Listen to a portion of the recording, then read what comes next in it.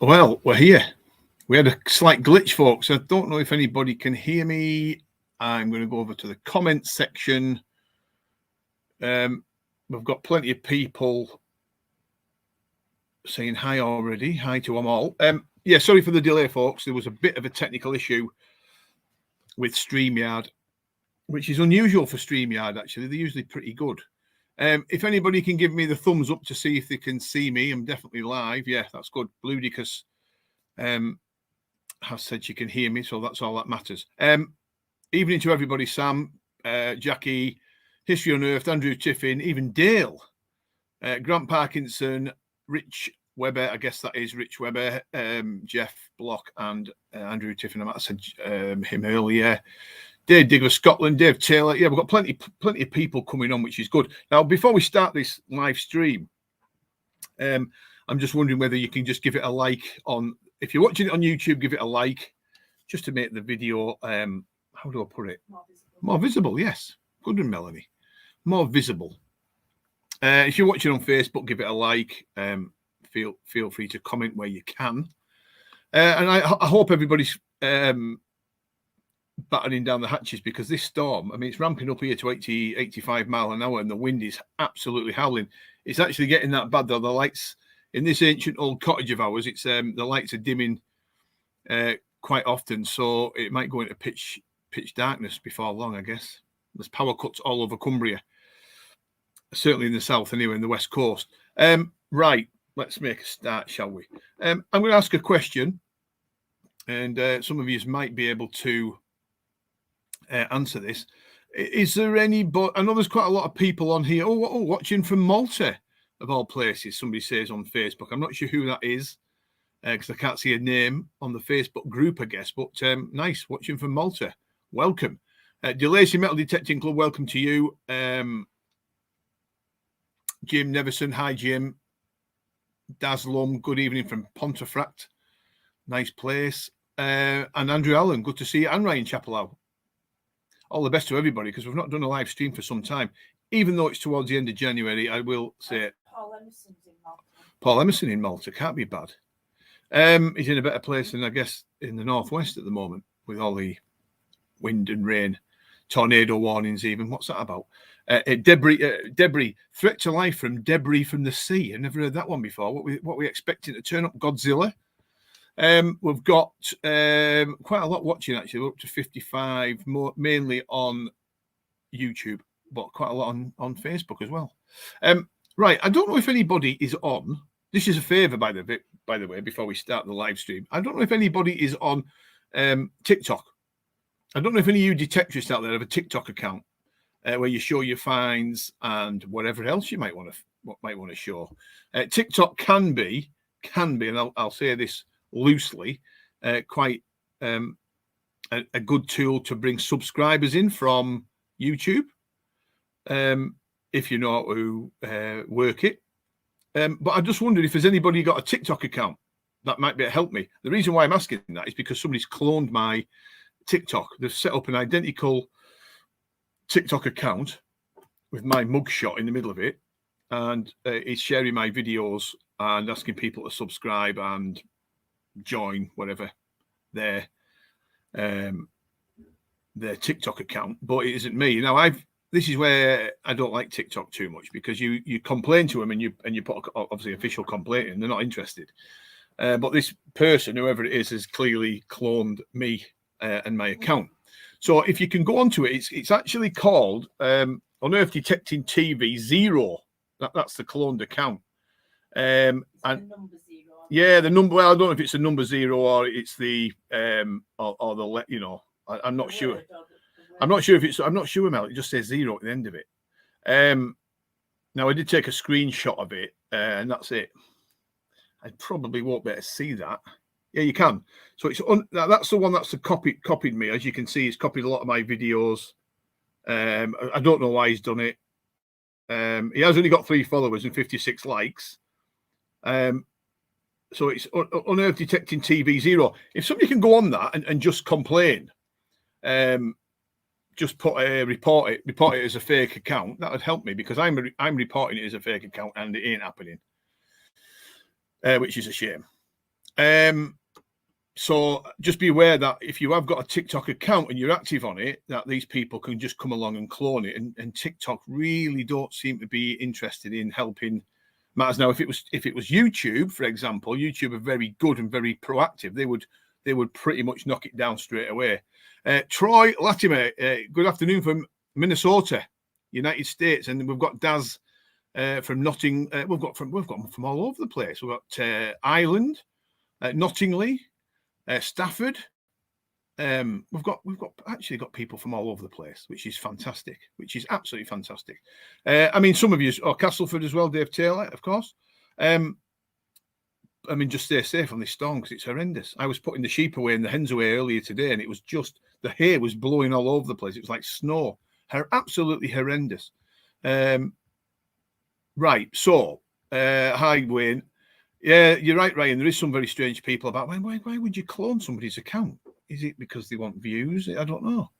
It's a bit of a worry. It's a bit of a concern for me.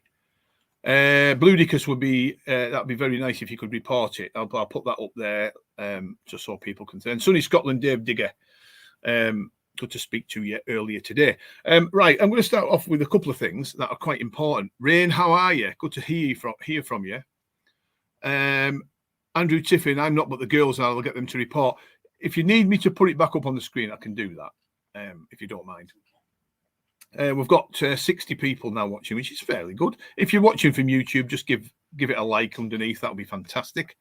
Much appreciated, actually.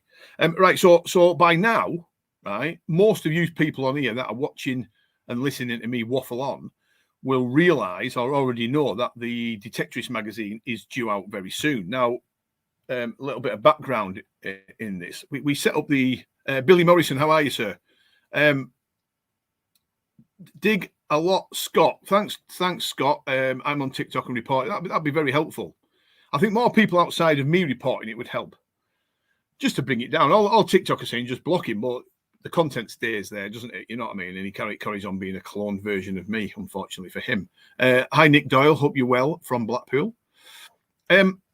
Yeah, the Detectorist magazine's due back out now. The reason we set the Detectorist magazine up some time ago, which was an e-magazine, which was very, very successful. We had thousands of people linking in with it, and it was an enjoyable experience also to work with the editors. I had a brainstorming idea around about COVID time that I think we should go down the route of having a look at a magazine, and the reason is quite simply I don't want to be, speaking out of turn here, but I think that the world of metal detecting, certainly in the UK and possibly the US and other places on the planet, just needed a little bit of a different direction. I was sick of reading magazines, detective magazines, that was just crammed full of adverts. So we decided to go down the route of producing a magazine for the Detectorist, stories of real life detecting, adventures and finds that people make, and short stories, long stories, you name it.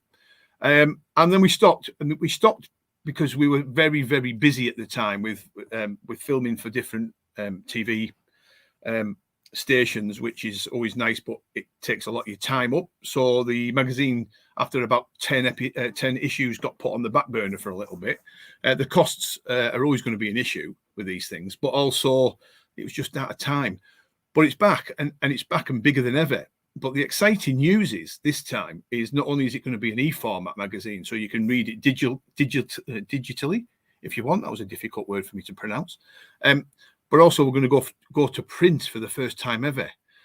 We've got a local printer here in Cumbria that is willing to print it for us, which I think is a bit of a game changer. So there will be a printed version of the magazine available probably sometime in February, which is fantastic. Good evening to you, Lee Harrison. I hope you're well. Steve Rankin, I hope you're well too.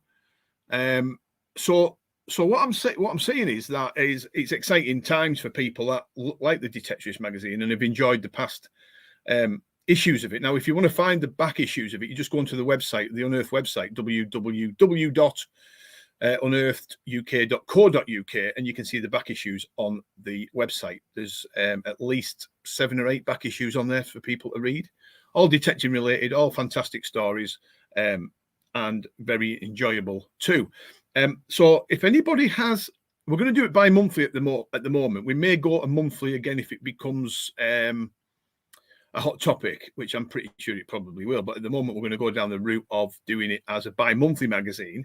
So if anybody's got any wonderful detecting-related stories that they would like to share and have their moment of fame, feel free to drop me an email with some pictures and a bit of a blurb about how you found it and the adventure behind finding it, or whatever it might be detecting related. And we can always use these in the magazines when they're coming up in the future or the near future. So I think you'll probably enjoy both the e-version and the printed version of this, and I will obviously tip people off when both are going to become available. Hi, Mercy and Metal Detecting. How are you, Percy? Hope you're well. Good to hear from you. So that's a bit of good news, I think, that and we're not, we're not out to step on people's toes. We just Unearthed, we've always done things our own way. We've always done things differently. We've never I'm just going to click on something now just to get that up. Where can I buy?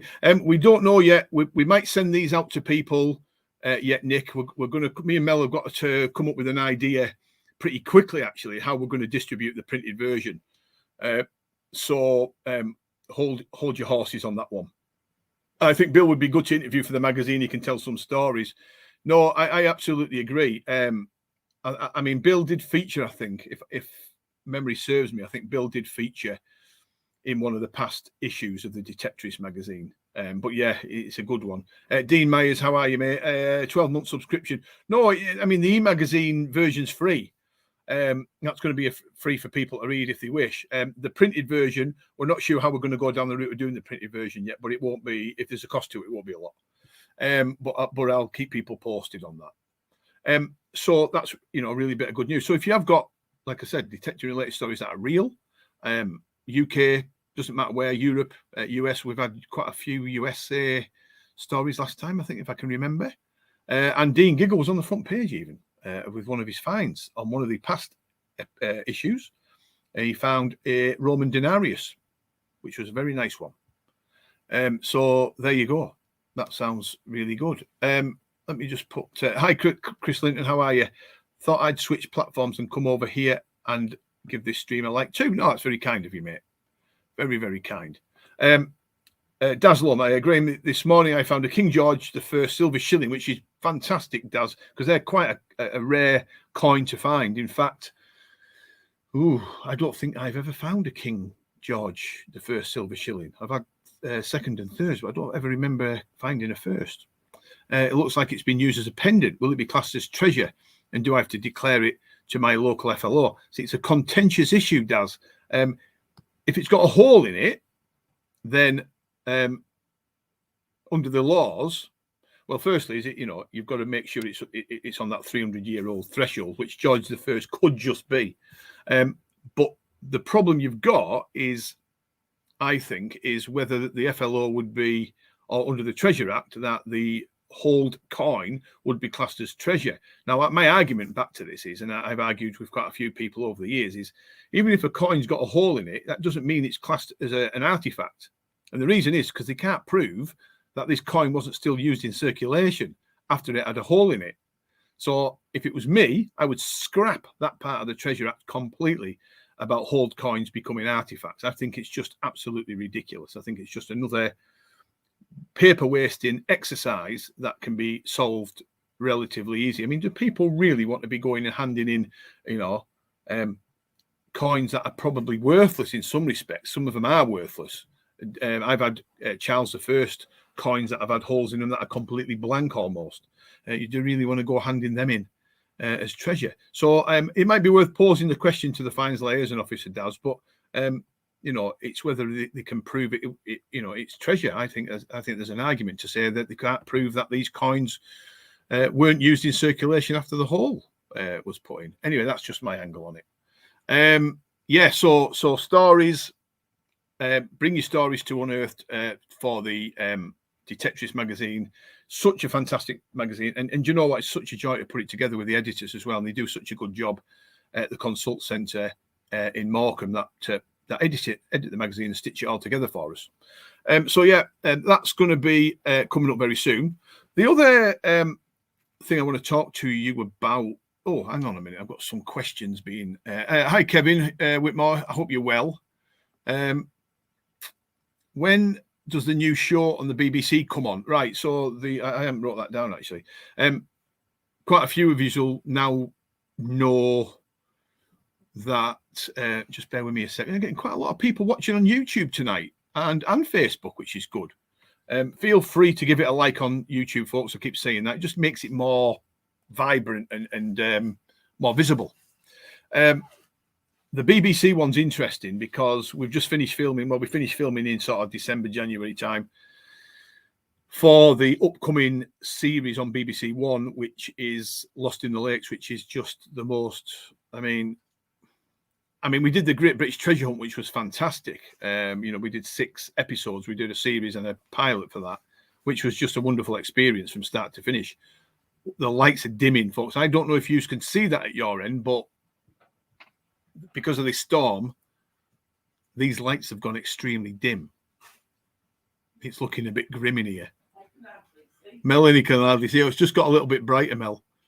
I've actually got a light on. This is how dim it's going to be in here. There you go. I've just put that light down there so you can see. I look even more scarier in the dark, don't I? So just bear with me a sec. So there we go. Yes, that's better.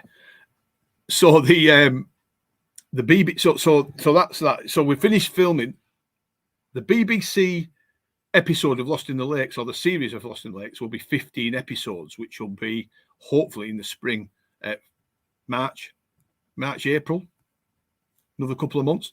Now I'm just going to put this out here because I've been lucky enough to see like a pilot, unedited episode, and it was just unbelievable. I mean, it's just the most fantastic real life television that you'll probably ever see. Now, that's not any disrespect to any of the other shows that we've been involved in over the years, like Friday Night on the Farm. We did that, which was good. This Week on the Farm was brilliant. Digging for Treasure was interesting and good. Henry Cole's Great British Treasure Hunt was also the same. But this, for me, has been the best and the most enjoyable experience ever. Hard work, very, very hard work and tiring.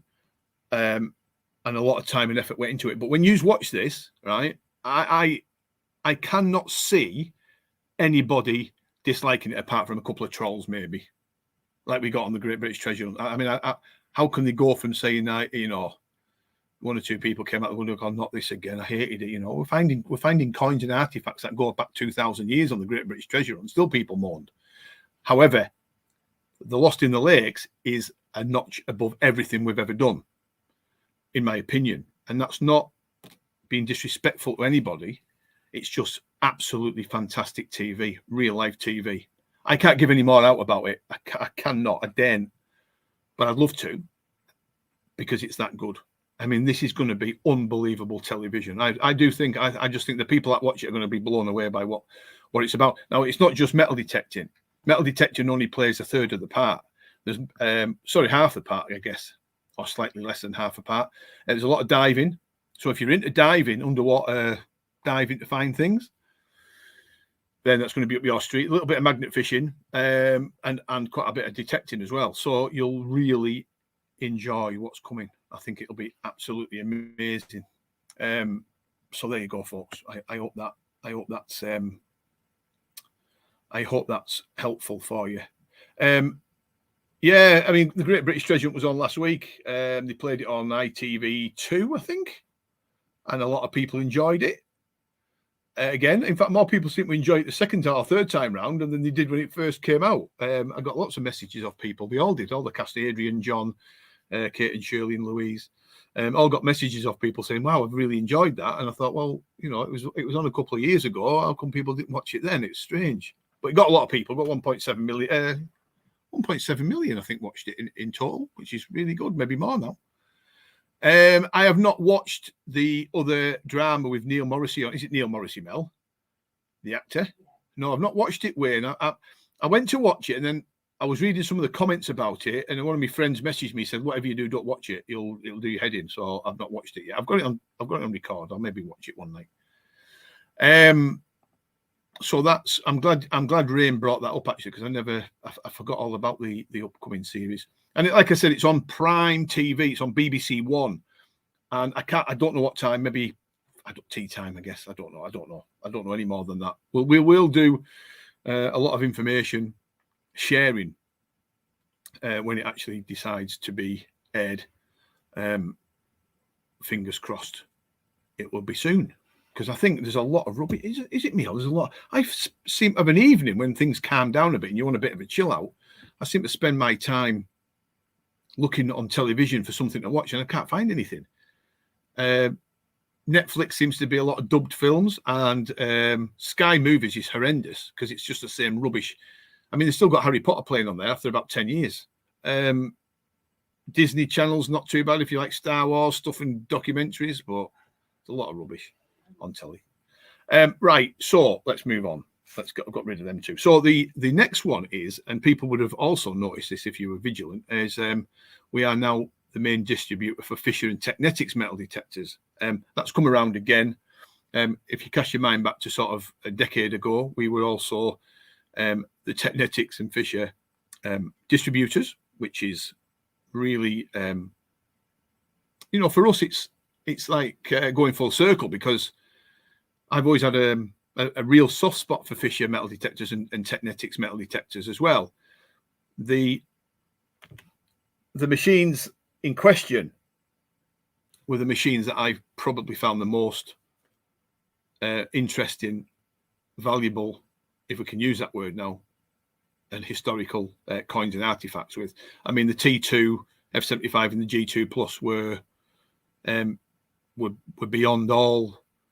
I mean, I just used to find everything with it. I mean, all my famous finds, I guess is the right word without sounding patronizing or blowing my own trumpet, all my famous finds have been made pretty much with First Texas Fisher Technetics machines. And of course, we're back selling them now. But you will see a big difference. And the big difference is now that we're back being the main distributor in the UK. After a little bit of a tricky situation with a individual that worked within the ranks at the time of First Texas, we're glad that we're working back in partnership with them now. We never fell out or anything like that. It just COVID and different things caused a few issues. But I think that was right in saying that, Mel, wasn't it? Yeah. But the good news is, and I think people will see this, is the prices now. Sorry, I could hear something. I could hear like a whispering. It's the wind. So it's the wind blowing down the stove, is it? Yeah. Wow. Was that the wind? Yeah, I thought you were whispering sweet nothings, Mel. No. And that's the wind blowing. That's how strong the wind is. It's blowing down the chimney through the stove and out. You'll see a big difference, and the big difference is the price. Now, I can remember buying my Fisher F75, and Paul Cleeseby's just put this up. Now, I bought the limited edition F75 a number of years ago, quite a long time ago actually, and I paid 990 quid for it, which was a lot of money. But that machine found me Roman gold, Saxon gold, medieval gold, and a heap of hammered coins and other wonderful artifacts. However, when you look at the prices now, it's come out, the F75 Plus with the boost mode, that 319 quid, the T2 that 299. It's just, and that's a T2 Plus with covers and things. It's just an unbelievable metal detector. So you'll see a big difference. You'll see the F series now, that's going to arrive next week. They've come down in price, but they've had a lot of accessories added. And the reason is probably because First Texas now are, hopefully, fingers crossed, working on some new products to come on the market soon, which is really exciting because they can and do make really good detectors. So I'm pleased that we're back on board with Fisher and Technetics. Like I said, those machines stand apart for me. I've never found as many coins, and I used to wander on fields that have been absolutely battered. Arable land with the G2 Plus on really heavily mineralized ground, and it operating at that 19 kilohertz, that magic 19 kilohertz. And it used to find absolutely everything that other machines couldn't do. It couldn't cope, other machines that couldn't cope with the iron. This thing could just whiz around, light as a feather at 2.5 pounds or less, and used to just hoover up the hammered coins, the silver Roman denarius, and whatever else was in there. It was just a fantastic machine. And then if I wanted a bit of depth, I'd bring the F75 out of the T2, and it would match most machines. So, you know, happy days. But like I said, the prices are unbelievable now. Let's just have a little look at what I've got coming through. Bill Leyland is come on. Good to see you, Bill. Hello, Graham. Have you ever thought any more about trying the old detectors on your test bed? I wouldn't mind, actually, Bill. I tell you what I wouldn't mind doing. I wouldn't mind bringing a 1266 out again, Fisher 1266 and the old Dorado 120. If I could get my hands on one of those machines, I probably would give it a whiz. And I think they do. I think they do pretty good. I mean, the 1266 from Fisher. I mean, that was a hell of a deep machine.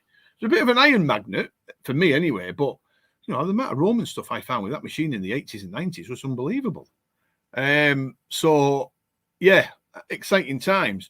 And you know, we're still selling MindLab, we're still selling Quest machines and C-Scope. But it's nice to get Fisher and Technetics back under our wing and work on a brand that we know and trust. So exciting times, I think. Ernie, how are you, sir? Ernie's saying that his Manticore is performing well, which is good news. I seem to be getting a lot of people that are buying Manticores off us here at Unearthed doing really well with them. Once they bed in and understand how the machine works, then they really are getting some good results. Andrew Tiffin is one. And there he is, the man himself. Kaz Walton, good evening to you. I do apologise if I've missed anybody while I've waffled on because the chat's just going on and on. Dibby is saying when's a G2 Plus. We're going to be stocking the G2 Plus again, Dibby, when we get clarification of any availability, basically. Finders Keepers gives out the wrong message. Love my T2. I don't know what that's about. Finders Keepers. Don't know. When you're about Treasure Act and the coin with the hole. What? Why? What's that? What was it? Somebody say Finders Keepers. Oh, right. Okay. I don't know. Yeah, lovely T2. Let me just see what we've got going on. I've got lots of different bits and pieces coming through. Do you know what it is? It's because of this storm. It's a bit of a lag. Evening to you, sir. Jason, how are you, mate? Good to hear from you. Jeff, could you do the M15 Manticore on the test bed? I can't, Jeff, and the reason why I can't because I haven't got a Manticore, sir. Unlike some manufacturers, we've got to take MindLabs out of stock, which is unusual. So the cost implications of me taking multiple machines out of stock wouldn't be worth doing it, unless you had a YouTube channel of 150 to 200,000 subscribers. And there you've seen a little bit more lag. And the reason is the lights are dimming. I'm watching the lights in the distance above my old fireplace, and they're actually flickering like this because of this storm. I think we're going to get a power cut at some point. Yeah, the Manticore is pretty much a supercharged. I mean, the 900 that I'm using at the moment is actually a good machine. But the Manticore seems to be doing the business for a lot of people that have come away from Equinox. And it's like everything. You've got to take a bit of time and effort to get used to it, you know. I might get a Manticore for my birthday. Oh, I might get a Manticore for my birthday, Mel said. Wow. I might have missed something in the past, but what happened with the green waste issue? I seem to remember you were going to speak. Yeah, we did. Let me get this right. I did some sort of like, what was it classed as? A conference, wasn't it, Mel? Remember, I did a conference on green waste. I don't know if anybody saw it. It ended up on YouTube anyway, just about the green waste side of things from somebody like me that does obviously a detectorist. But we also did it from the farming angle as well, because the farms around our small holding have got green waste on. And, you know, we were uncovering quite a lot of green waste in Cumbria at the time. So I did a conference with some very astute, clever people from the farming community, agricultural community, and science, the scientific community, I guess is the right word. And it seemed to do okay, Andrew. The problem is with the green waste issue, it's like everything in life. If there's one person that stands and puts his head above the parapet and he's willing to fight tooth and nail on the issue of green waste, then he pretty much finds himself a lone voice in the wilderness. And it got to a point where I was contacted by a couple of people that were unhappy about me bringing it up, which I find absolutely deplorable. But, you know, that's the way life is. there was actually one or two farmers as well that had contacted me and said, "Listen, what you're doing? What you bringing this up for? Bury it. Basically keep my nose out."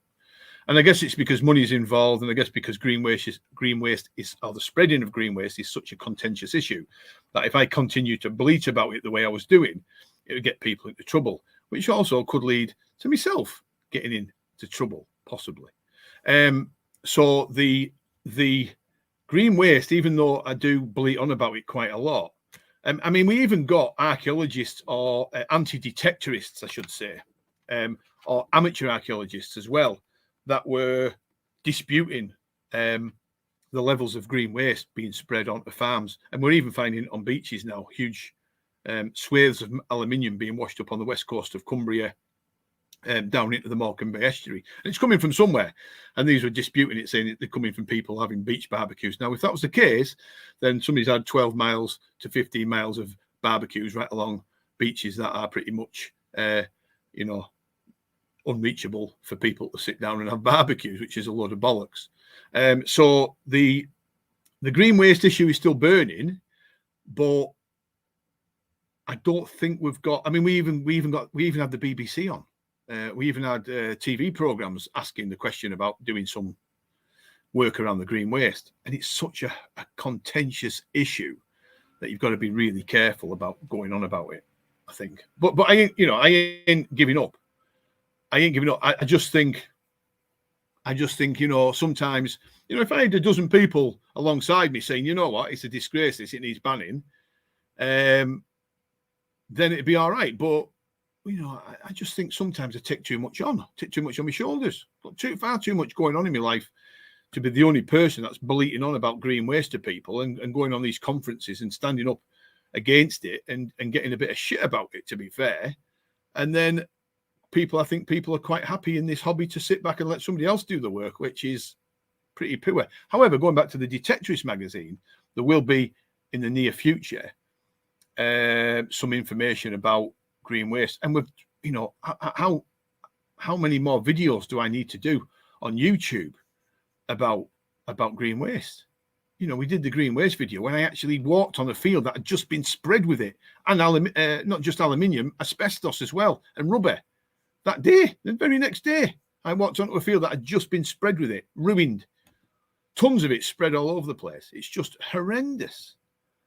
But I ain't fighting and exhausting myself, lying there at night worrying about what's going to happen and the implications of me whistleblowing about the horrendous situation with green waste, where there's so many people that happy to just sit back and say, you know what, he's talking about it, let him do it. We need a collective collaboration of people to come forward and say, yeah, you know what, we're right, let's get on it. There's too many people in this hobby that are quite happy to sit back, and I don't blame them. I don't blame them. They don't want hassle and stress in their life. I can understand that.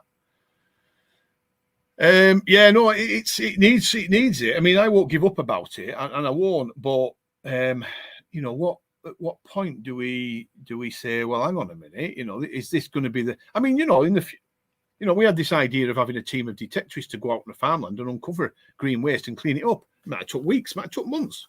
But how else are they going to get rid of it?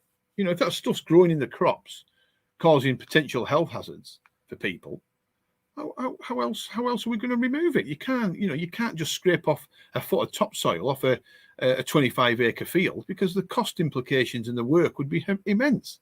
Team of detectorists, pay the detectorist a daily rate. They would quite happily clean that field up, potentially. Anyway, there you go. So that's that. So the other one. So we've got the Fisher Technetics. We've got the magazine coming out, as you all know. If anybody's joined us a little bit late, the Detectorist magazine, both in e-format issue and the printed version of the magazine, will be coming out very soon. So something to look excited to. And of course, if you've got any wonderful stories, just drop me an email on uneartheduk@gmail.com. Picture of your finds, a story behind the find, anything detecting related. You get your minute of fame in the magazine if you want. Which is good. Ernie has said, let me just see what Dean said first. I found hypodermic needles in a potato, so it is in the food chain. Well, this is the problem, Dean, isn't it? It's not just boxed off to to fields that are arable, but don't go into the food chain. Anything that's arable is either producing crops for human consumption or animal consumption, which eventually ends up in the food chain anyway. So yeah, it's not good. Can a group similar to Motorcycle Action Group be set up and fight this menace in a similar fashion by having a large cohort of members all pushing the same way? We've tried our best to get something up and running. There might actually be a glint of hope in so much as, which I'm going to bring out next, actually, where we're going to do some work in this year, which will bring green waste into it. So I'll mention that next, actually, in a minute or two. But let me just say this as well, that even Barford, who is one of the biggest trolls out there, metal detecting, who seems to have this weird fascination with me. He mentions me and has my YouTube channel, some of my YouTube films on to his blog site, and as a pop at me being a bit of a mouthpiece against green waste. He doesn't agree with, he thinks it's detectorists. I was coming from an environmental angle and a bigger issue than detecting, which was, green waste being mixed in with the food chain. Of course you would be, because you're going to be subjected, you, friends, family, yourself could be subjected to harmful substances that you're eating off the dinner table that have been growing in crops of green waste. But Barford seen it coming purely from a greed angle and didn't believe what I'd said and trolled me for it. He trolled me that much. He actually trolled me on TikTok. No, he didn't troll me on TikTok. He trolled me on Instagram. Blocked him. He trolled me on LinkedIn, blocked him. He trolled me on YouTube and Facebook, blocked him. He just keeps on cropping up. He's just a bit of a weirdo, really, and a bit of a loner, I think. And he's got this weird fascination. He could actually fancy me, which Melanie just said I'm expecting a Valentine's card on the 14th of this of February off him, because he's got this weird fascination, basically. He thinks I have agents that I work with to get me on TV, which I don't. He's just a bit of a bitter weirdo. But there you go. Barford might be on TikTok. Yeah, he could be, Andrew. Yeah, he's and it's a good point, actually, there. It's a good point there, Bill. The MP Bob Russell couldn't do anything about it. And you know what? It's as big as the plastics in the sea. So if you blew the lid off it proper, if I was influential, rich and powerful, right, I'd blow the lid right off it with no complications coming back on me at all. I ain't any of those things. But if I was, I'd blow the lid off it, but it cost billions. It would be billions. And that's why they don't want to push it too far, because they know the cost implications are going to be too high.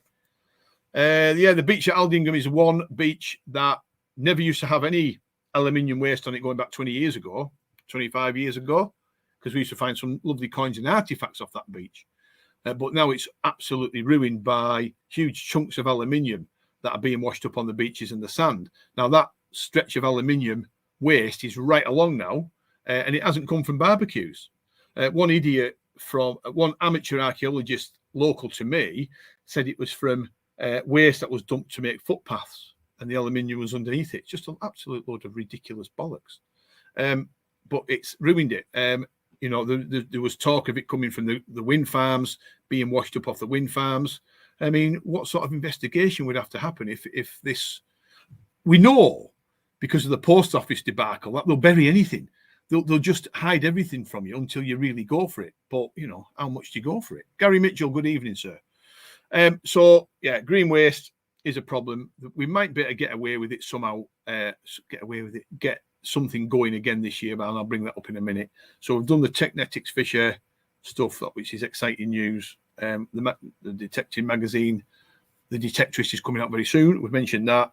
Do you know what, as well, just before we go on to the next major topic, is our team Unearthed digs. We've not had one for, well, when was the last one?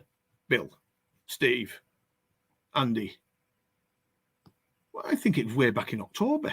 I'm sure it was, and we got absolutely leathered up, didn't we, with the wind and rain? Could have been November, actually, or October, November. And we've not had the chance to get out as a team of detectorists since then. It's been absolutely horrendous, the weather. I've never known it as wet. we had one booked for today. We had to cancel it. We had potentially, there's some in the kitchen, Mel.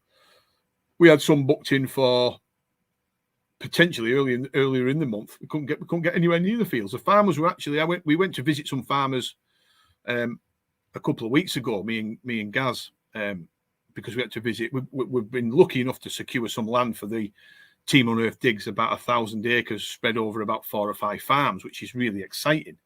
Untouched as well, really exciting areas to detect. And the farmers were saying to me they've never known it as wet. And one farmer had lived on that farm all his life, and his dad and his granddad had lived there before him, and they've never known it as wet. They've never known the fields, even on the high ground, it was soaking.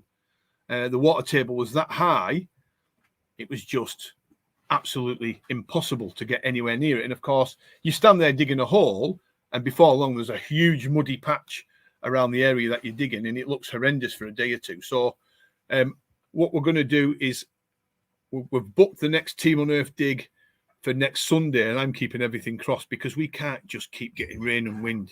I mean, you know, I've been an outdoor man all my life, and it doesn't bother me.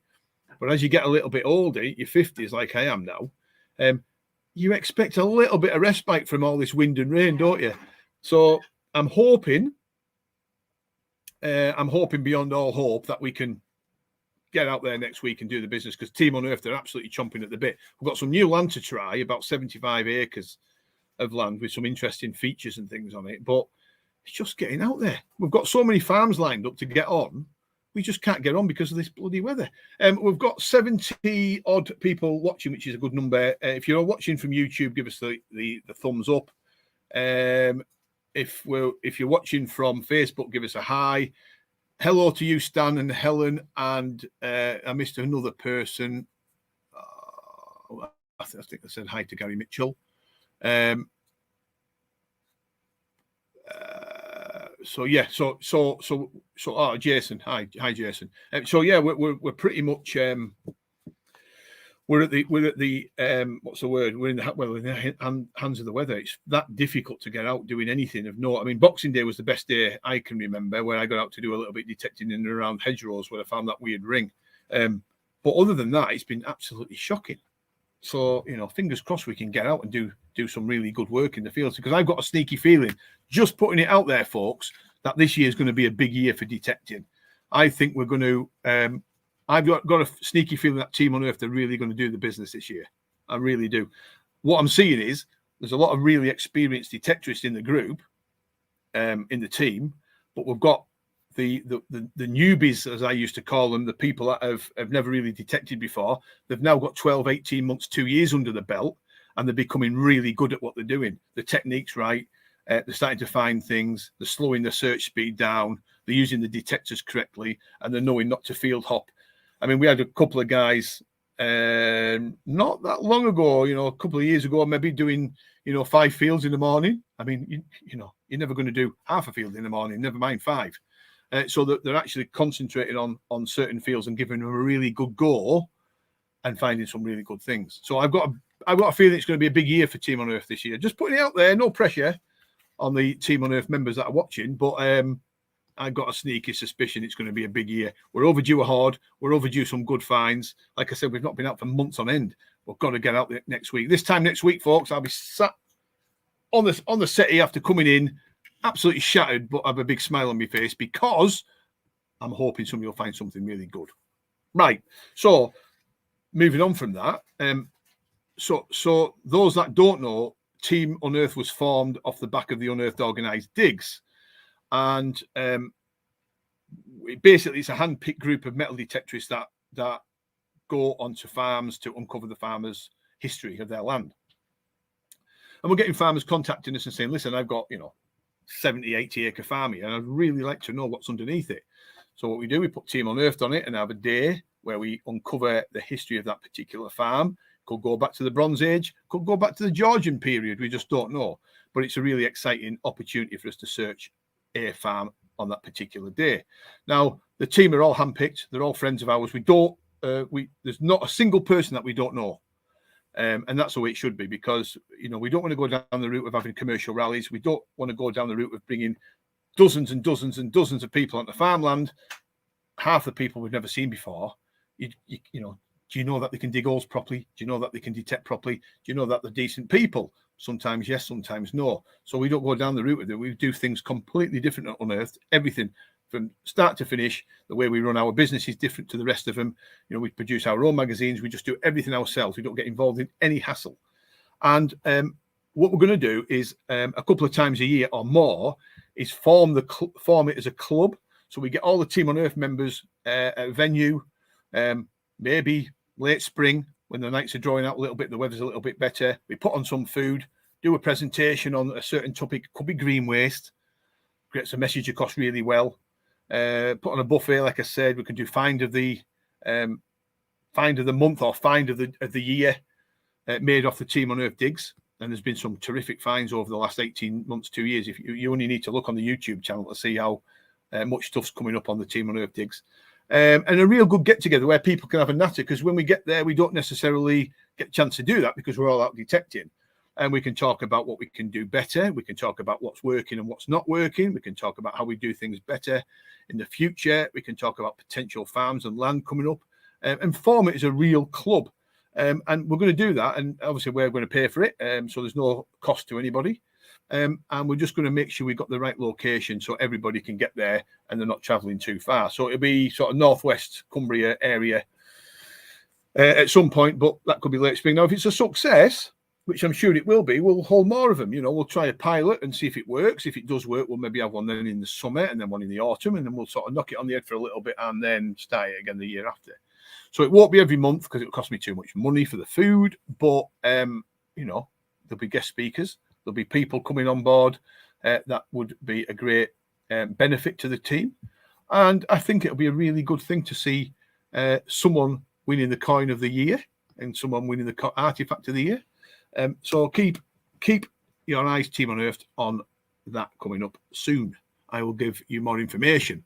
That's a good question. Anything coming up near Yorkshire? Not at the moment. We have got some big farms in Yorkshire to look at. The problem I've got with that, Andrew, is I don't want to be going around stepping on other detectorist toes. So if a farmer's got somebody on their land detecting already, we'll walk away. We don't go on to farms where there's been multiple detectorists on in the past. If we've had farms lined up in the, you know, for the future for our digs, and then somebody's got on before us, well, that's a different matter because that's happened a few times.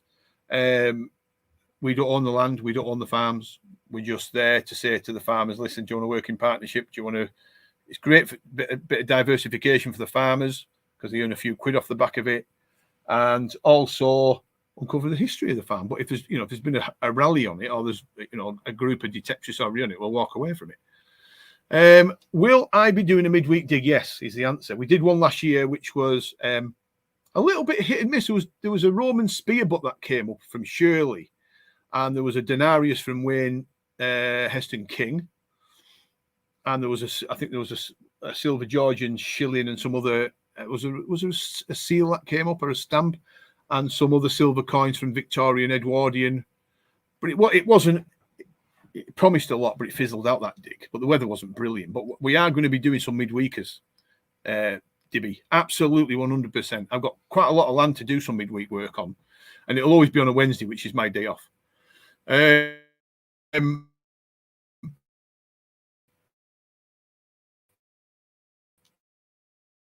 So we're going to do that. Yeah, and actually, you better see what they wear outside of detecting gear. So they won't actually be turning up in their camo jackets and their big boots and their camo pants. Mel said some will. I might come. And Mel might come. There you go. Yeah, I think you will. You know, there's no two ways about it. You are coming. It'll have to be daytime. Yeah, it is daytime, Mel. Yes, it will be daytime. There you go. So the answer is yes. There is going to be a midweeker. Absolutely. But the midweekers will not be until the sort of March time. But we've got so many exciting farms to visit coming up. I mean, the list is quite long now.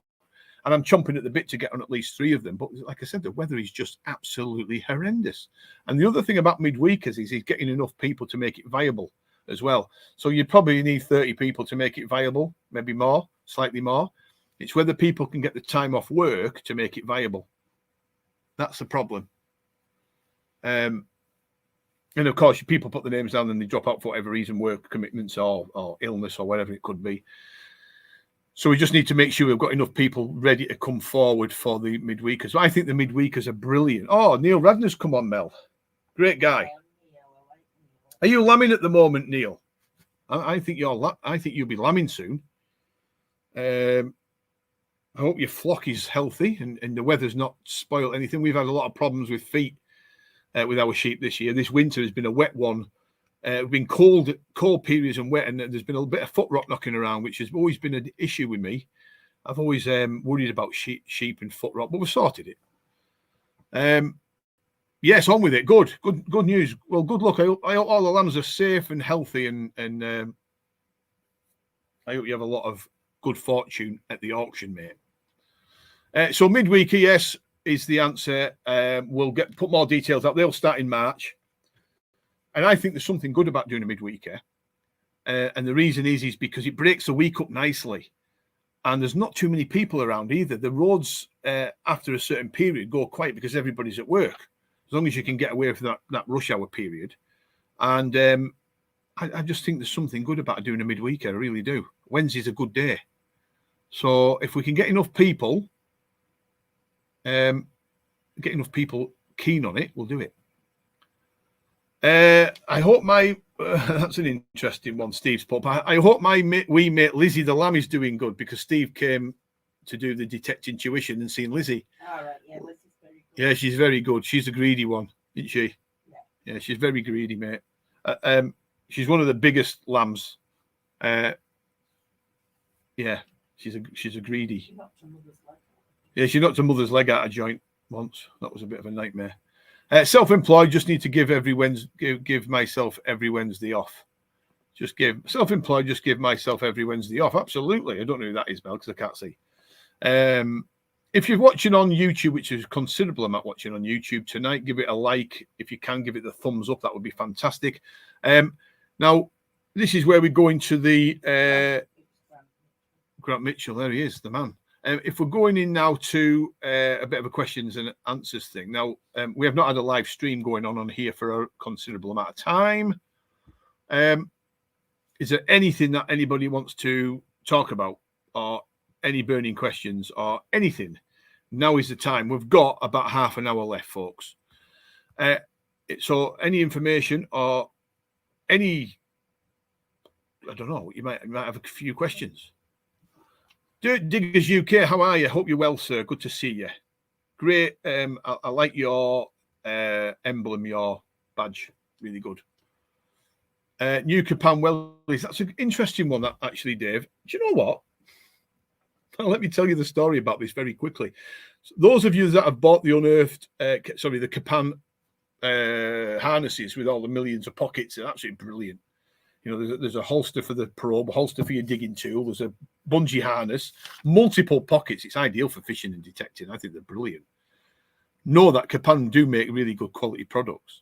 And then they brought out a set of wellies, detecting wellies. And I bought a pair for myself because I go through muck boots with this farming game and the sheep and the pens and everything like no one's business. You know, they rot around the edges with me. And I've got big feet anyway, so I don't know if I clump around in them a bit too much, because I've always got wellies on at some point. And they're just heavy boots, these muck boots, and they're bloody expensive to go through, you know, a couple of times a year or every 18 months or whatever it might be. Anyway, Capan brought these wellies out, and I looked at the price of them. I thought, you know what, I'm going to try them. So I ordered myself some, right? And they came out, and I unboxed them, and I said to Melanie, yeah, look at these wellies. And they've got a thermal built-in sock that stretches around the outside of the welly with the name Capan on it. And I couldn't believe how light they are. The first thing Melanie said was, they're going to be no good for you. They won't last 5 minutes. That's exactly what she said. Why? Because they just look. No, because I call you Wreck-It Rush. Oh, she calls me Wreck-It Rush because I wreck everything. So that's what she said. Anyway, so I thought I'll try them on. I put them on instantly. I thought, wow, they're the lightest, most comfortable wellies I have ever worn. And I've been a fisherman and a detectorist for as long as I care to remember, since I was a kid. So I'm putting these on thinking these are not going to last. These won't last with me.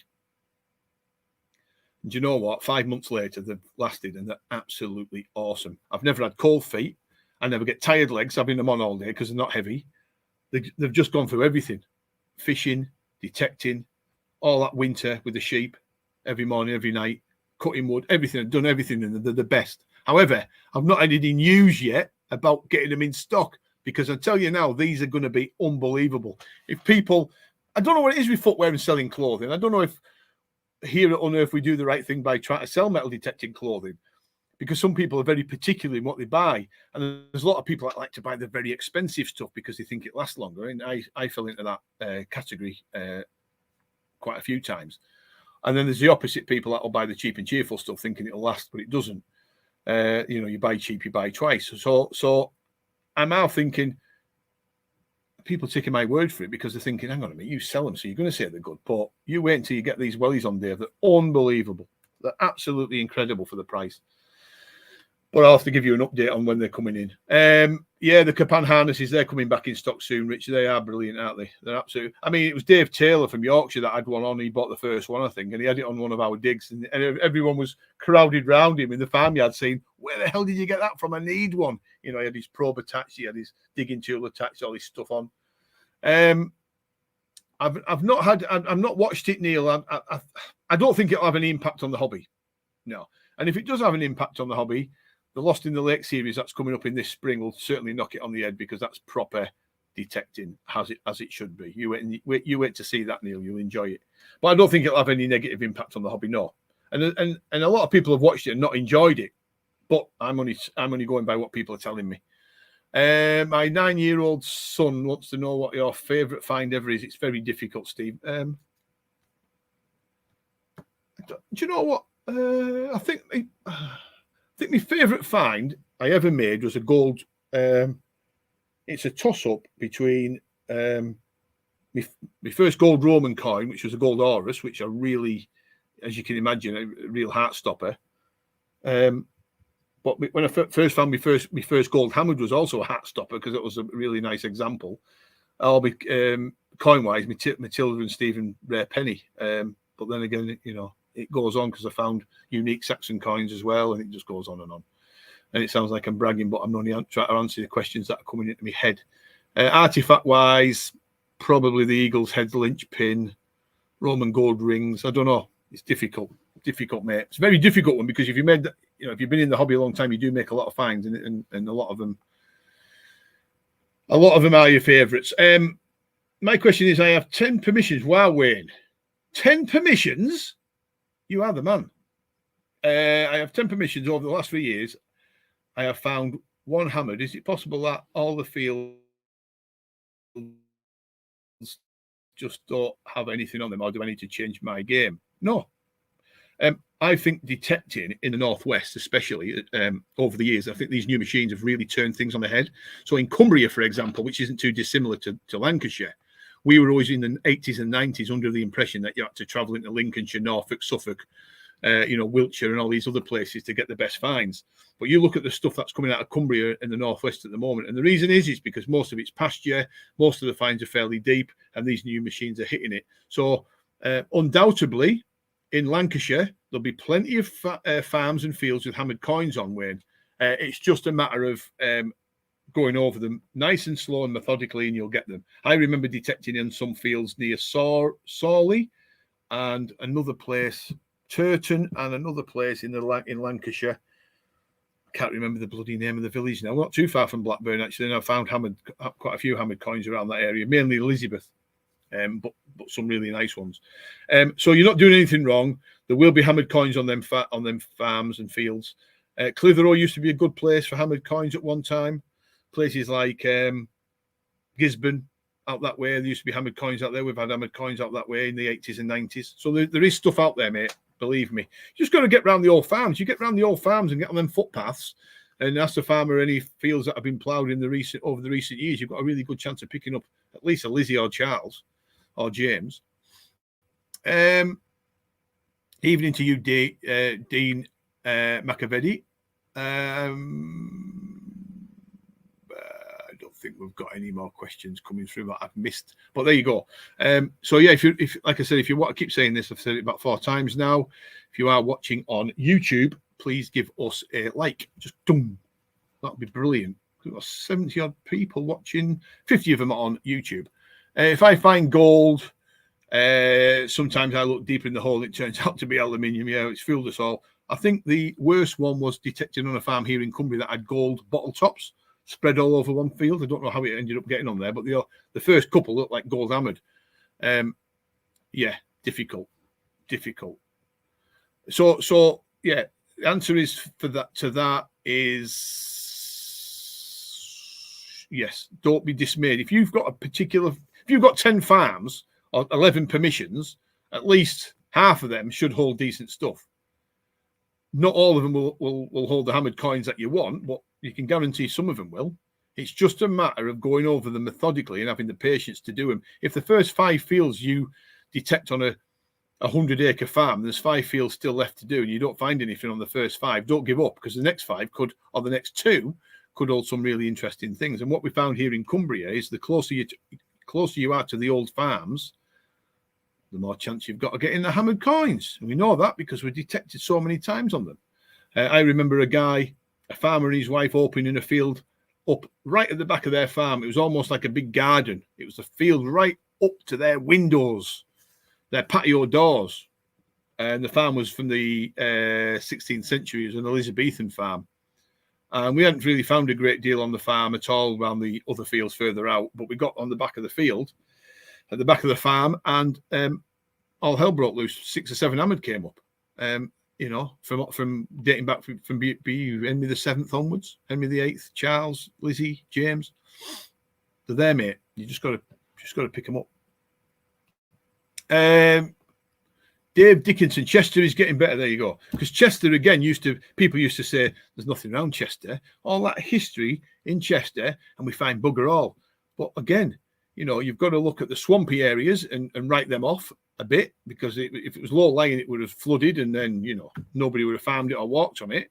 But if it's a lot of pasture, then these deeper, newer machines will pick up the deeper stuff. Any weekenders, I doubt it, and the reason why is because a weekender, right, means you've got to have a lot of people and a lot of preparation, and it's very difficult and costly to get everything organised for a weekender unless you're having 100, 200 people. We don't do rallies or organised digs with hundreds of people. It just doesn't work for us. It's not what it's about for me. We're not, it's not a money spinning exercise for us. It's about getting the team out there and getting some really good finds, showing them on YouTube, and then giving the farmer a bit of a payout. So weekenders, I think they're increasingly unlikely, because then you've got to stay there overnight, and then you've got to say to people, hang on a minute, the farm's there, you're camping here. I don't really want you drinking loads of beer at night and being rowdy. And then they say, oh, what a miserable bugger, and then you've got to ban alcohol, or you've got to. I just don't like the idea of doing it, really. I think it can be a bit of a ball ache, but you never know. We might do one day. We've tried. No, Mel what? If I had a chance to use any of the old machines, I would use if I had the chance. That's a difficult one. Fisher 1266. There you go. Because that's in the 80s and 90s. I found a lot of hammered coins with that machine, and Roman. But I also love the Tesoro range. I used to love the Toltec 100 and the Toltec 80, and the Royal Sabre and the Golden Sabre and the Silver Sabre. They're all great machines. The Royal Sabre was very good. The Toltec 100 was brilliant, but the Fisher 1266 was deep. Lots of crap going on, and you can all see it. Where we at? Yeah, that's right, Andrew. Over 10 farms, there'll be something on it. Methodical with detecting, now block a field off into grids. Yeah, absolutely. I mean, people, we've proved this actually. We've gone back on fields that our team Unearthed have been on, and I thought to myself, there ain't going to be anything on here. And next minute, you're starting pulling hammered up and things. So, we can't get everything off these farms. How long does it? Well, let's just put this. I haven't got a clue who this is. It's a Facebook user, Colin. How long does it take a valuation committee to do a valuation after an item has been declared as treasure? No one answers emails. Well, there you go. That tells you everything you need to know, Colin. It could take years. I mean, some people have been waiting 5 years. 6.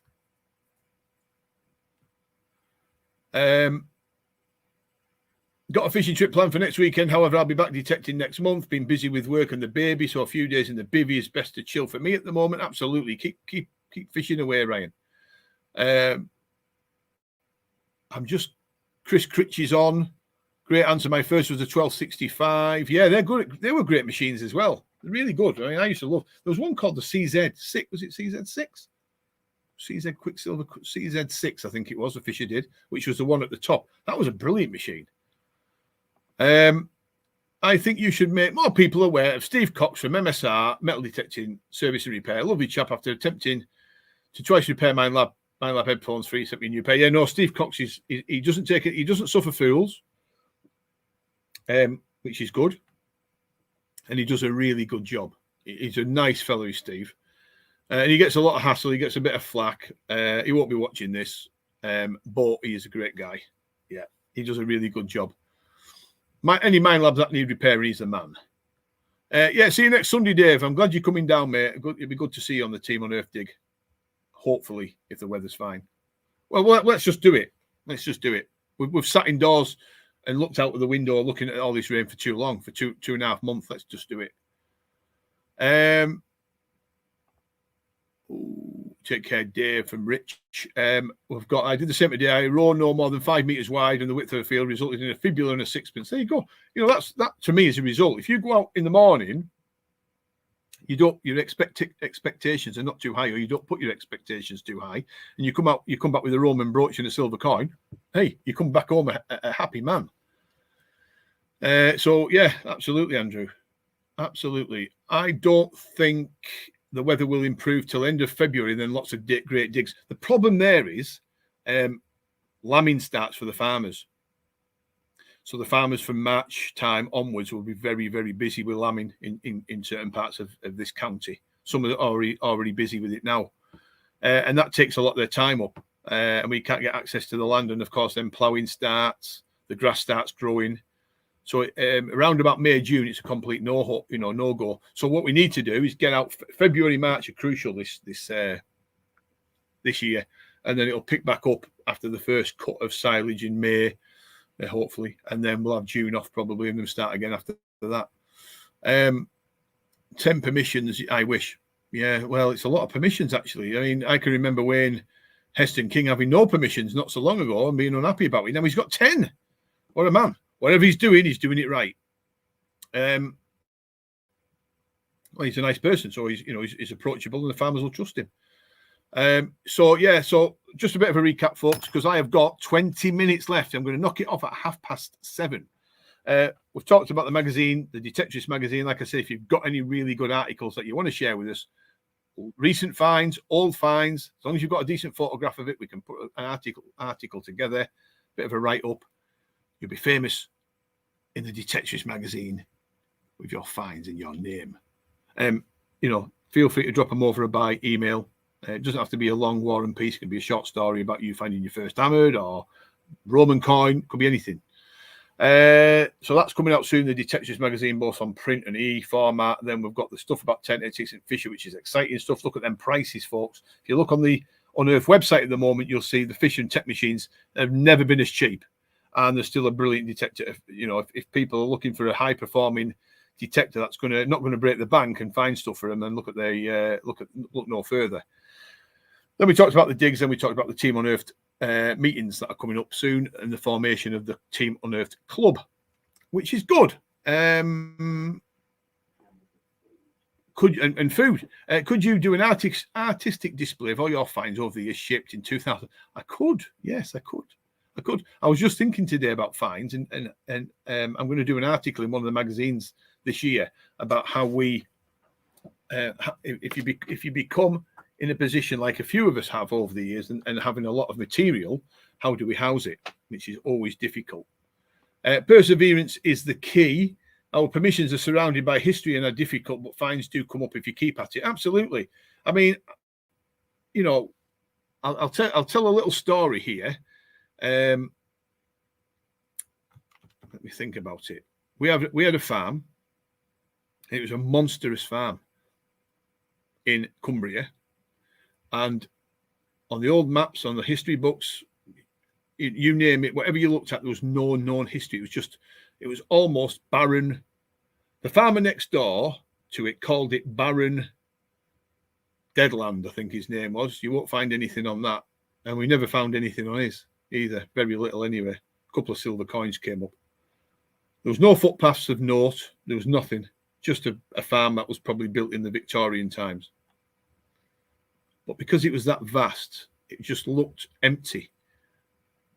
But by pure chance, we started detecting in it. And the reason why we started detecting on it is because we had nowhere else to detect at that particular time. And the stuff we pulled up off that farm was unbelievable. From Bronze Age, Iron Age, Roman, medieval. The only thing we didn't get off it was Saxon and Viking. Right through the medieval period, Tudor and beyond. And it was absolutely unbelievable. And do you know why? It's because it was a gateway to the fells. It was a gateway to the valley. And it was high ground where at least the Romans were quarrying for commodities. Only on a very small scale. It was very open to the winter. So in winter, it was horrendous. There was no shelter, no trees, no shelter at all. But the finds were unbelievable. So it just goes to show, even when there's a blank canvas, you can never rule out what's on some of these farms. It's, you've just got to get out there and try and persevere. And if you do persevere, eventually you'll find things. I mean, look at my little small holding, a few acres here and there. I've detected on it over the years. I've been doing one field and I've done another field. I've done the bottom paddocks, done this, done that. Still finding stuff on them. I've had a couple of hammered off it over the years and a couple of silver coins, a couple of weird and wonderful artifacts. And that's only a smallish place. You think about these hundreds of acres, you're never going to cover any of it at all. But if you keep persevering, going back and just methodically searching these fields, you'll find the stuff. Found the George the First Guinea a couple of years ago. I might have to send you a story. Yeah, do it, mate. Yeah, we'd love to feature it, mate. Absolutely. Why not? Absolutely. It's all about sharing these lovely stories. I mean, that's what it's all about. The Detectorist magazine's made for the Detectorist. It's not about cramming 5 or 6 pages full of adverts of what's available. Accessories wise, selling loads of detecting stuff. Wayne, I don't know if Wayne's still on, actually. Wayne, if you want to take my 900 and go over the field you've had the hammered off, you're more than welcome to. There's an offer that you cannot refuse. Wayne Heston King from Andrew Tiffin. Kaz Walton, I've only been in the hobby a couple of years. How many years have you been detecting and how did you get into it? That's a good question for quite a few people, actually. For me personally, Kaz, I started I always remember it was 1977 when I was 7 years old. And the next door neighbour who I used to detect with, he had something called a Joan Allen coin shooter, which had a needle on it, only a little machine. And we had hours of fun on the beaches with that. So I've been detecting really since 1977. I'm 54 now, so how many years is that? It's quite a long time, isn't it? And he got me into it. And he actually, I owe him most of everything, really. He got me into fishing as well. He taught me a lot. He taught me more than any other man's ever taught me. He was my hero. He passed away in 2019, sadly. A few years older than what I am, but he was a man above all men in my eyes. Strongest man I ever met, kindest man I ever met. But he could turn his hand to anything. He was one of the best detectorists on the planet, one of the best fishermen on the planet. Very quiet, no edge on him, no ego. Never mess with him because he was strong as an ox. He'd crush you literally with his hands. His hands were like shovels. And he taught me everything about detecting and fishing. So I owe everything. I unearthed all my finds, my fishing exploits, all my adventures I owe to him because he set me off doing it all. And he's a great loss. The world's a colder place now that he's passed over. Absolutely. I'll never get over the fact that he passed away. Someone so strong and so big, gone. It'll take you up on that, Andy. So Wayne Heston King, it will take you up on the offer with the 900, mate. Let's just have a little look here what's going on. There's all sorts of wonderful things being said. Did you know that Barford is a Bible-bashing Christian who I keep harassing to demonstrate how biblical 6,000-year-old Earth is justified archaeological discoveries? Yeah, just Do you know what it is with Barford? You know, he's a bitter man. He's very, very bitter. He thinks we're all looters and we ram coins and artifacts out of the ground and ruin all the archaeological layers doing it. And all the years I've been detecting, I have never once damaged any archaeological layers. In fact, most of my coins and artifacts have come off arable land in the first inch or two of the plough soil.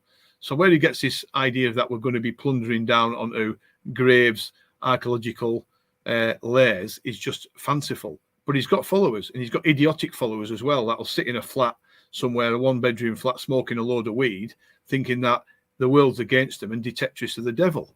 So, the guy is an absolute... I've offered him to come detecting for a day. I've offered him, Bill, to say, listen, mate, come detecting. I'll put a detector in his hand, put his pair of wellies on him, take him out in the fields, show him what real detecting's about, and just see if he comes back to the car at night with the same attitude. Never took me up on it.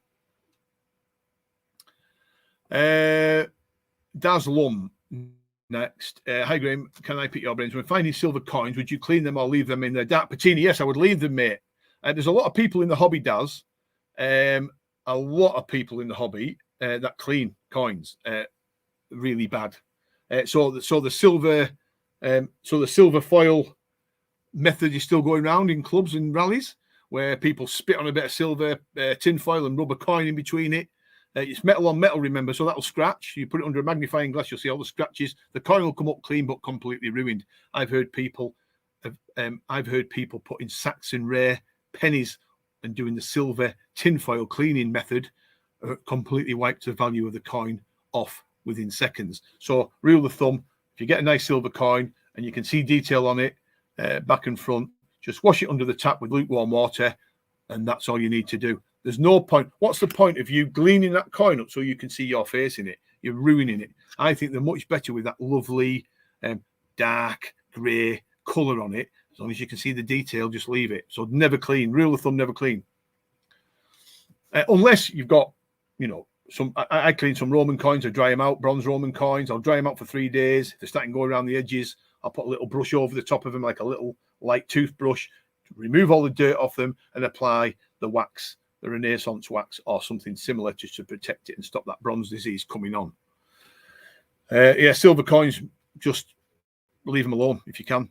I recently spent 2 hours on a field, nothing, not far from a Roman fort, a brick and tile works in the corner next to the road, nothing. When they built the road, they leveled the spoil. Yeah, that's the thing, you see. But somewhere, Gene, somewhere nearby, they'll be fine. You can guarantee it. So my advice there would be work further afield. Just work outwards a little bit. And I tell you now, if you persevere, you'll get Roman stuff. If there's Romans nearby, Romans were very careless with their losses, just like the medieval people were. You might have hammered coins you find and Roman coins you find. It tells you everything you need to know. They're very careless. The pockets were poor. They lost them. I don't know who else. Oh, Lawrence Hartley. How are you, Lawrence? Good to see you. Has anybody ever met Barford? I've never met him. I don't think I've never known him. I don't think he lives in Poland and he's a taxi driver, like he says. That's just his smoke screen. I think he's in this country and he just gives people that impression he's out there. Barford will love finders keepers. Yeah, he's just. Do you know what? He's such an annoying pillock. Even on Twitter, he trolls me on Twitter, so you got to block him on that. What's the point? The problem is with him, if you go back at him, then he never gives up, and you just get put. And he's, whoever it is behind this Barford, screen, he's not thick. He's not, he's not an uneducated person. He's quite a astute guy by all accounts. But he thinks all detectorists are thick, and we've all got learning difficulties, and we're all, left school without any qualifications, and we can't string sentences together. He's very, very judgmental, and he, in this modern day, he breaks a lot of codes of conduct with his speech. It's a bit of hate speech going on with him. Actually, he should be took down off. And if you ever go onto his site, which I don't often now, but if you ever go onto it, just be careful, because it's actually an insecure site. I think it's all right on your mobile phone. If you're going on your computer or your laptop, you've got to be careful that you've got good, really good. What's the word, Mel? What's the word? Oh, thanks. I think you've got to be careful. You've got really good what's it called? You keep viruses and virus check.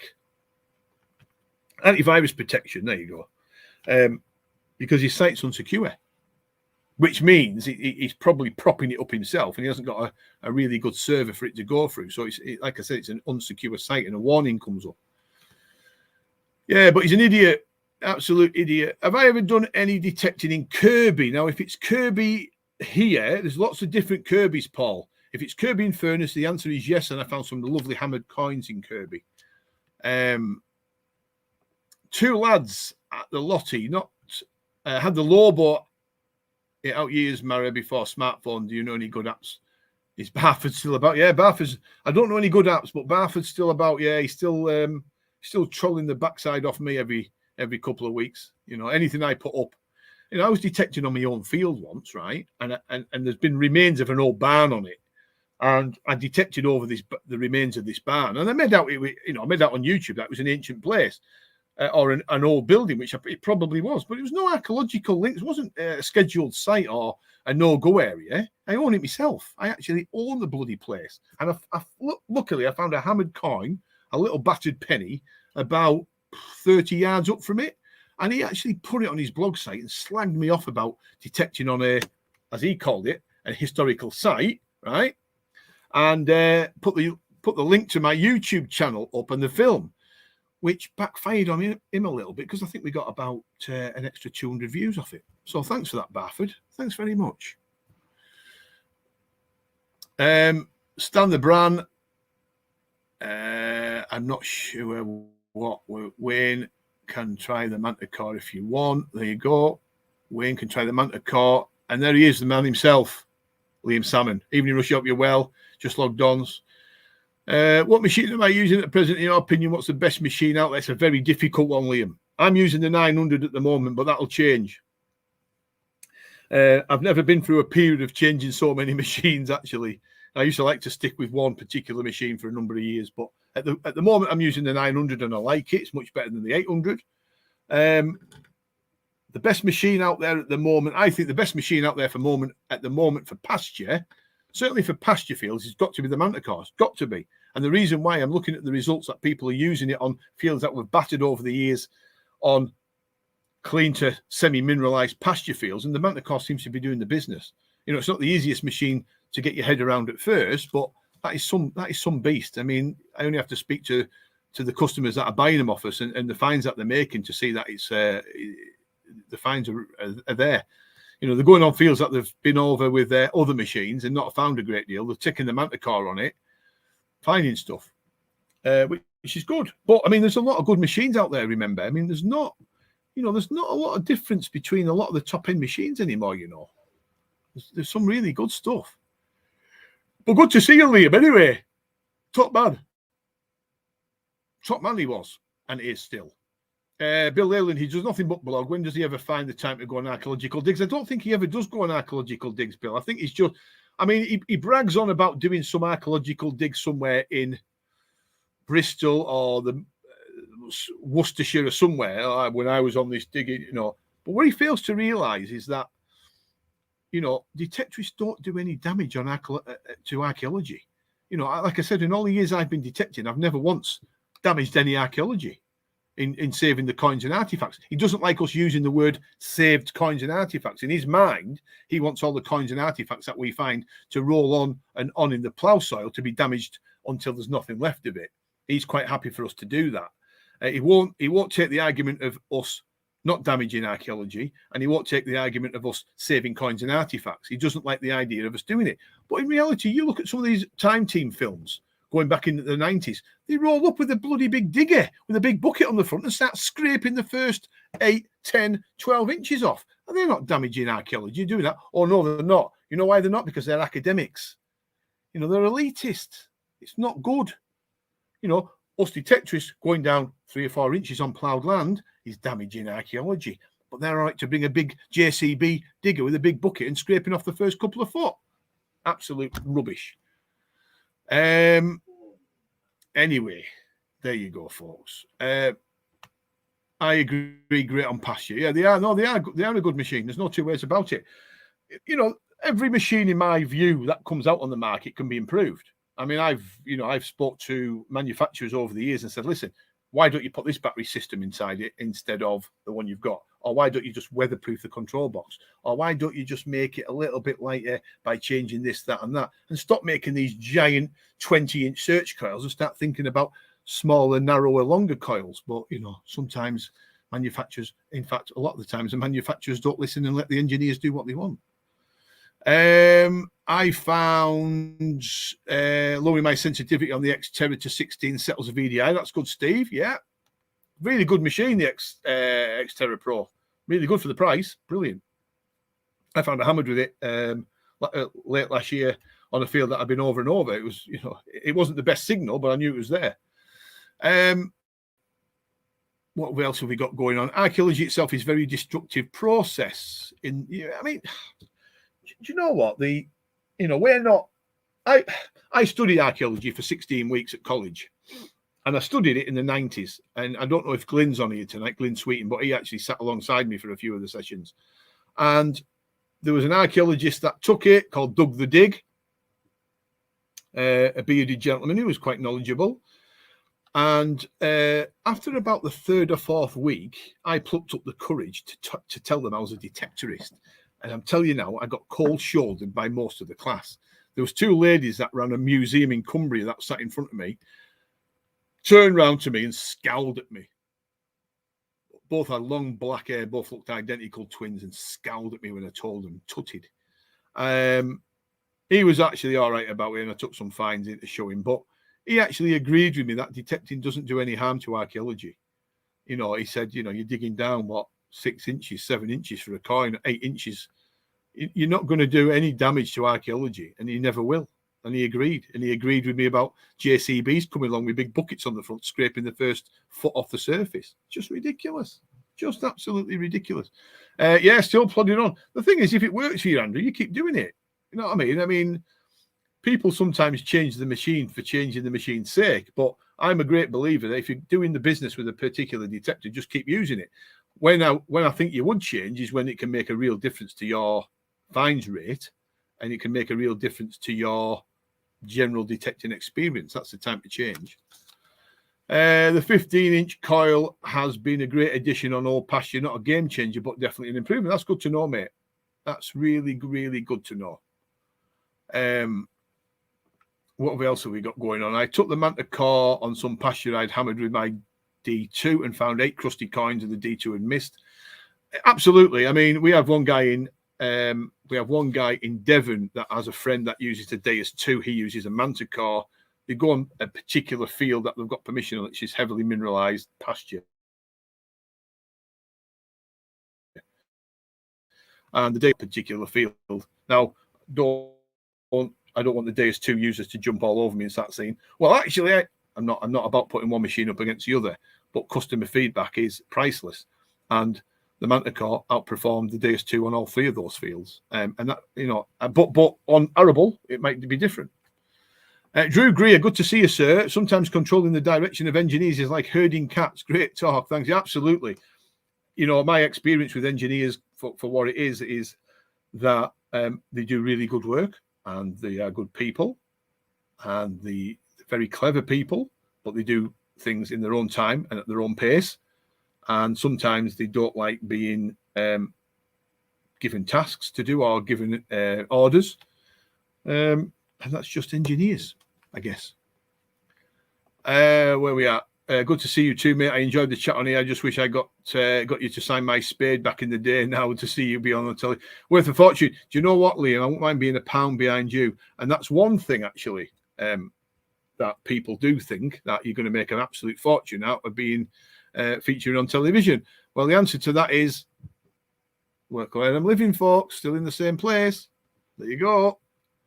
But I like the human. I like the human, mate. I will. I'll sign it for you, mate. You might better put it on eBay and get £1 for it.